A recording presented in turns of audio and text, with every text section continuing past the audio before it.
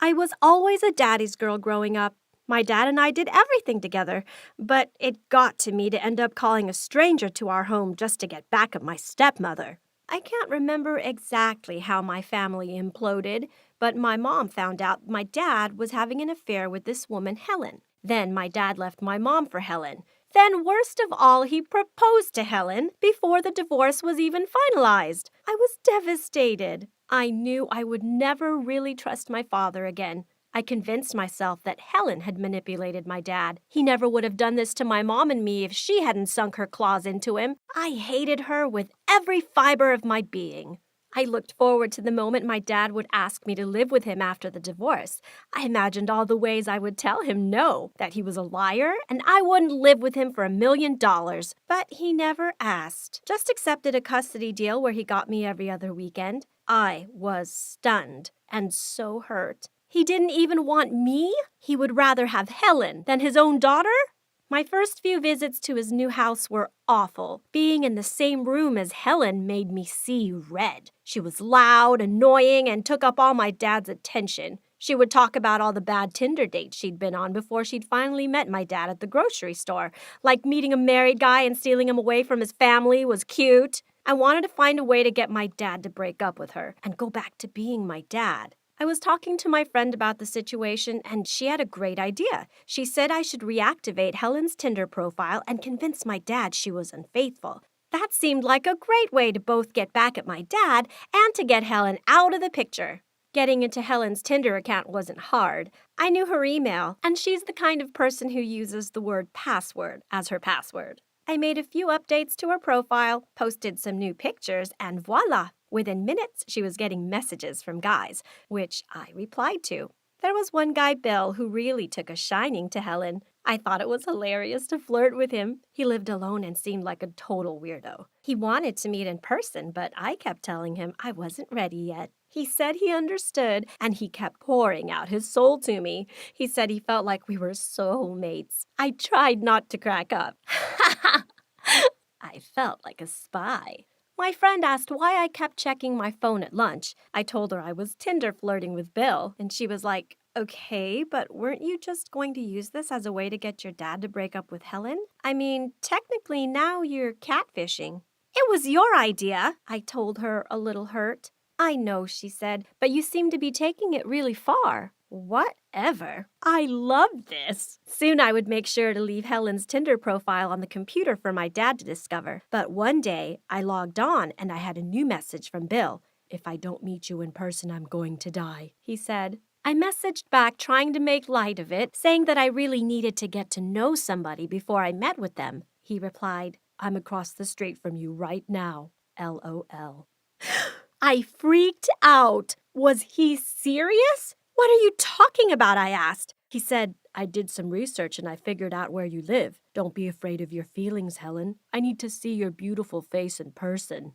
Then I really freaked. Was he a serial killer? What had I done? And how was I going to fix this without my dad finding out? I peeked out the window. There was a car idling across the street. Heart pounding, I messaged Bill that I didn't want to talk anymore. If you break up with me, he wrote back, I'll hurt myself. He couldn't be serious. We didn't even know each other. We weren't dating. We never even met in person. But I realized that this guy was actually crazy enough to do something terrible. I thought about calling my friend and asking advice, but I was still kind of hurt by her accusing me of catfishing. Bill said, I'm going to come to your door unless you tell me not to. But if you tell me not to, maybe life isn't worth living. I told myself to just tell him not to. His mental illness wasn't my problem, but what if he really did something to himself and all because I had played a prank on him? It's over, I wrote. Don't contact me again. Too late, he answered. I started having a panic attack. My dad came in and found me shaking and in tears and asked what was wrong. I didn't want to tell him, but somehow the whole story came pouring out. He immediately went outside. I went to the window and saw him beside the car parked on the street. He was shouting at the driver, then trying to reach into the window. The car sped off, tires squealing. Dad stormed back in. Was that Bill? I asked. What did you do to him? I told him never to show his face anywhere near my house again. He whirled on me. Do you have any idea what you've done? How dangerous that was? What if he had tried to hurt you, or me, or Helen? I'd briefly ever heard my dad yell before, and definitely not at me. I didn't know what to say. Helen came in then and demanded to know what was going on. Tell her, said my dad. I was so humiliated and scared I couldn't speak. My dad finally got on the computer and pulled up Tinder, told me to log in. I did. Helen saw the profile that I had updated for her. She looked at the messages that I had sent to men. Then she straightened and told my dad she was going to stay with her mother. My dad demanded to know why, and she said she was not going to marry a man who had such a horrible daughter. I was so hurt and so angry. I knew that what I had done was wrong, but she was the one who had wrecked my family. I shouted at her. I don't even remember what I said. That's how upset I was. All I remember is that I ended up in my room crying into my pillow, and I heard Helen slam the front door and her car pull away. When I finally emerged from my room the next day, I was scared that my dad would still be furious, but he mostly just seemed tired. Without Helen around, he acted more like the dad I knew. How could you do that? Was all he said. She took you away from Mom. She ruined our family. She's mean to me and I hate her. I miss you. And I hate how you like her better than me. I knew I sounded like a spoiled brat, but it was how I felt. To my surprise, my dad stood and hugged me. I don't think I realized how much you were hurting, he said. I didn't want to think about how my actions might have affected you. She just makes me happy. I told him I thought Mom had made him happy. He said people change. After that day, I waited. I kept expecting Helen every weekend I was at my dad's. She stayed gone. No word from my dad about where she was or what was happening between them. Finally, I gathered my courage and asked him. He said he and Helen weren't going to get married after all. He said I was his first priority, not Helen. I was in shock. I should have been so excited, but I felt guilty instead. Over the next few days, guilt continued to shadow me. My friend was excited, singing ding dong, the witch is dead, and stuff. But I knew the truth, that I'd taken away my dad's happiness. What if he resented me forever? But I couldn't make myself apologize. Couldn't make myself tell him he could marry Helen if he wanted. Instead, I slipped into a new Helen-free life, and I enjoyed it so much. Without her around, my dad actually wanted to go out to do things we both liked. He felt like my dad again. But one day, I came home to find Helen in the living room. I was shocked, but then angry. My dad took me aside and said that he and Helen were getting back together. I went numb. I asked if I could go to my mom's house, but my dad said no, I had to stay here and talk. He explained that Helen was who he'd chosen, and I'd have to learn to be okay with that. Okay with the woman who called me his horrible daughter? No way! I started for the door. He asked me where I was going, and I told him that I was going to live with my mother full time. I'll talk to her, Helen told him as she followed me to my room. I felt disgusted as I heard her walking to my room. I want to talk to you, honey, she said with her ugly voice as she opened the door and let herself in. But suddenly her facial expressions changed and her tone became very harsh. Listen, you brat, she screamed. You might not like me, and trust me, I don't like you either. But know that if you ever mess up my relationship again, I will mess up your life. And with that, she left my room without even giving me a chance to argue. I wanted to cry. How the hell did I end up having this witch as a stepmother?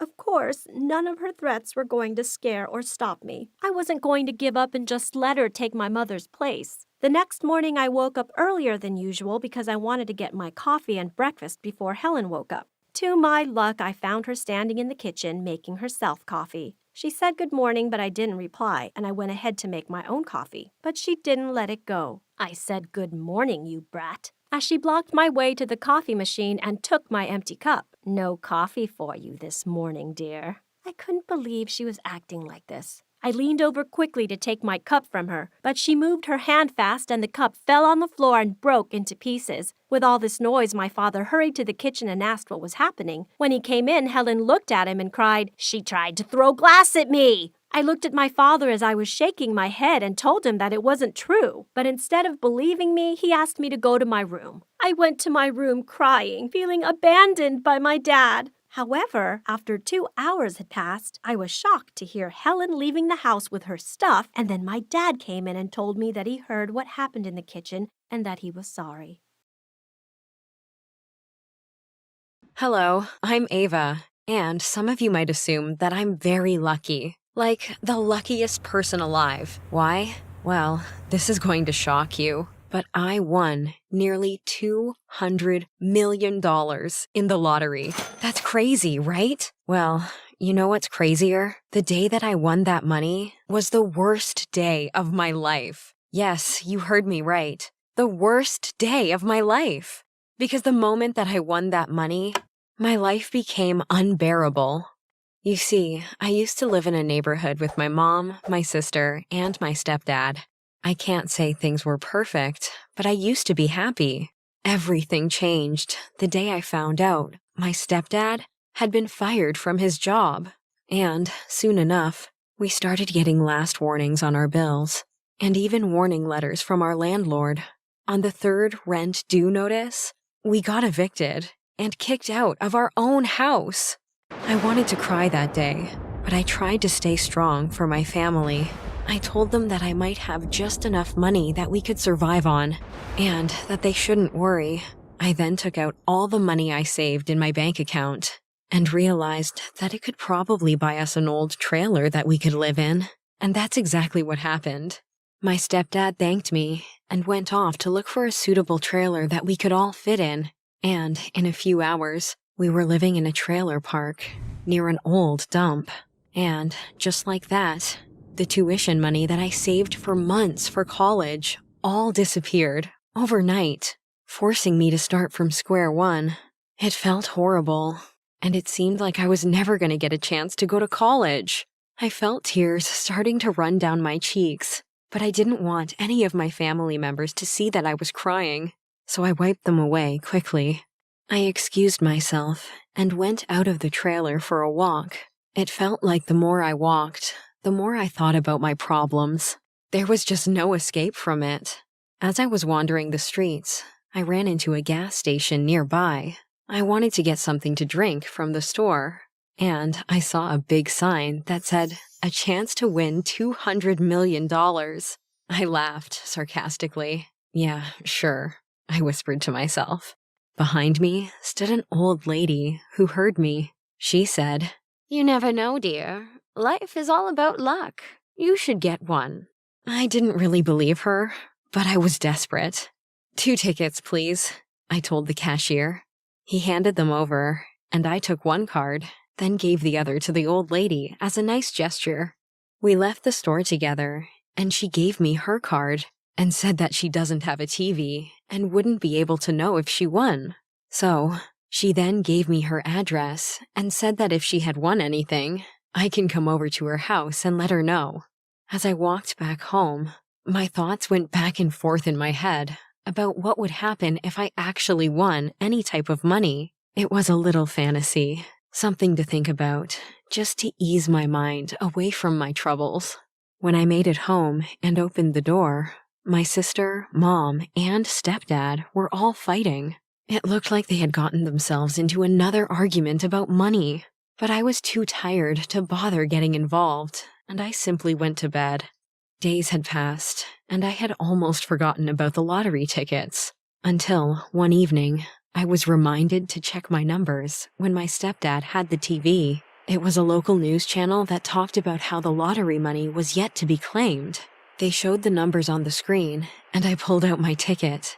I wasn't very surprised that the numbers didn't match, and I crumbled it up, ready to move on, until I remembered the old lady's ticket, and pulled that out as well. When I went over the numbers, then went over them again, I felt like the room started to spin. The numbers matched perfectly. I quickly reached back into my pocket and fished out the paper that the lady wrote her address on. I wanted to rush over and tell her the news, but when I held the paper in my hand, I froze. $200 million. The thought kept running through my head. I looked around the trailer and thought even more about everything we could do with that money. I bought the ticket, and my family was really struggling. I knew that we could use the money more than she could, So I decided not to tell her. I mean, she was an old lady. What would she do with it anyway? Instead, I leaped up from the chair and called my family over. When I told them the news, none of them believed me, but I just smiled. We looked back toward the TV and checked the numbers again. When it was confirmed, we all jumped and shouted with joy. It was an unbelievable feeling. Everyone started talking about what they wanted to do, but one thing we could all agree on was getting out of that trailer. We went and cashed in the ticket. There was a big news conference filled with cameras, and my mom was made up to look her best. Our first purchase was a big house in the best part of town. I shared the money with my mom, sister, and stepdad, and they were quick to splurge. My mom bought clothes from only the most expensive stores and boutiques, while my sister bought herself the car of her dreams. And even my stepdad started spending money on unnecessary things. Don't get me wrong, I didn't mind the initial thrill, but after a while, things started to get out of hand. It seemed like the more money that was spent, the more things everyone wanted. Our once overly big house was being filled with stuff that was paid for, used once, and never touched again. I was happy that everyone was enjoying themselves after struggling so much, but we all started to drift apart. It was like we were at a crossroads, each headed in our own direction, and while everyone else seemed happy to walk off toward their own idea of luxury, I felt miserable. Nothing I seemed to buy made me feel better, and the more I tried to get our family to spend time together, the more they moved apart. Whenever we were in the same room with each other, an argument would break out. In the end, I barely saw any of them anymore. I just wanted to feel the connection that we once had. That's when I got the biggest shock of my life. A couple of months passed, and my biological father showed up to the house. It had been so long that I barely recognized him. He seemed happy to see me and talked about how he missed being a family. He was really over the top and started talking about how he wanted to be in my life again. I was so angry when I saw his face. I remembered the day he walked away from us, leaving me, my sister, and our mom to struggle alone because, and I quote, "I didn't sign up for this. I never even wanted kids." I told him if he didn't want us then, he's not going to be in my life now, and slammed the door on his stunned face. For the rest of the day, I felt an emptiness fill me.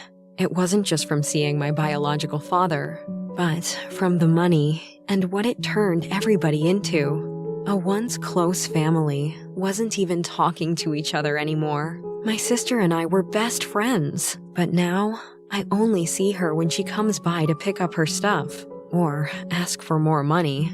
My stepdad isn't the same hard worker that he used to be either.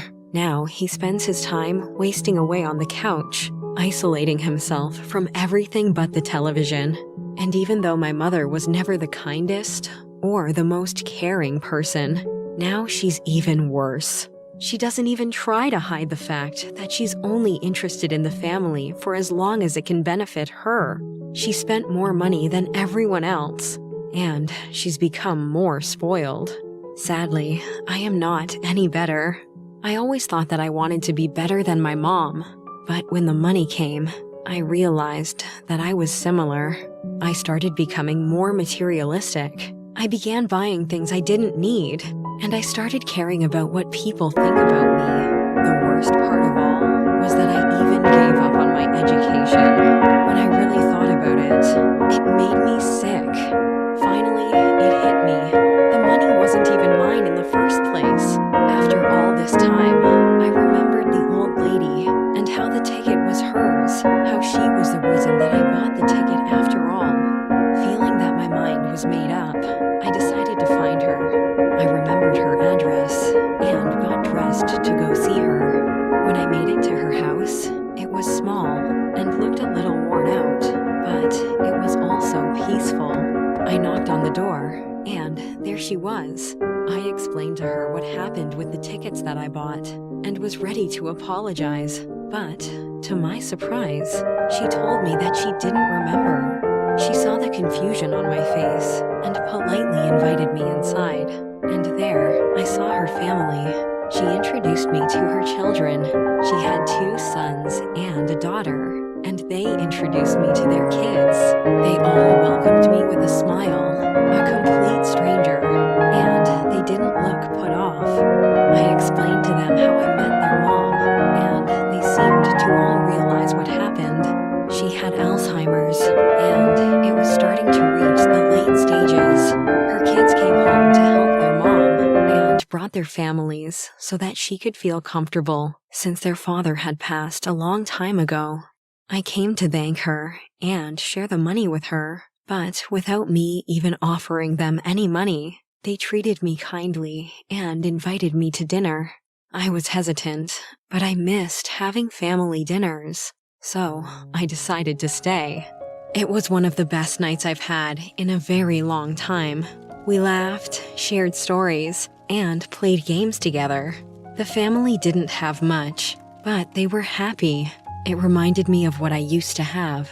So, after the sun started to go down, and I started to leave, I turned and told her and her kids my plan to give them a majority share of the money. I wrote each one of them a check and handed them out. They were shocked. Then